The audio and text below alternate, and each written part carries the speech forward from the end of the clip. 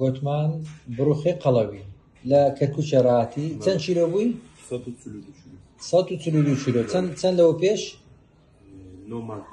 9 مانگ پێش ئێستا 142 کیلۆ بوو. ئێستا کە وەرە سەرەوە قەپانەی بزانی چەندی؟ 142 ئێستا کە 93 کیلۆ. یعنی دەکات چەند کیلۆی دابەزیە؟ 9 کیلۆ. 9 کیلۆ دابەزی. چەند هەستێک تێ ئێستا کە؟ هەستێکی خۆش و ئیسراحەتم سەدە پێشە زۆر ئیسراحەتم چی ئیش دەکەی؟ کاسب. کاسبێکە چییە؟ لە بەنزخانە دەوام دەکەم. ئیش پێ دەکرێتن یانی؟ عیبم نییە لە جاران باشترە. لە جاران باشترە. ئەوە گوتمان بڕوخی قەڵەوی لە کەرکووکێ لە چەند گەڕە چوون؟ لە ئەڵماس. ئەڵماس چییە کەرکووک؟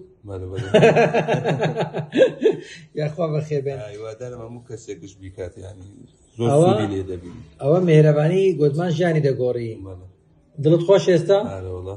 پێشان چ شتێکت ناخۆش بکە قەڵەو بووی؟ قەڵەوی زۆر ناخۆش بوویت یانی هەستێک ناخۆش بوو.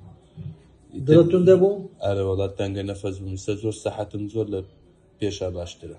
دەرێن بڕوخی قەڵەوی بژی میهرەبانی چ دەرێت؟ دەست خۆش بە زۆر سوپاس دەکەم.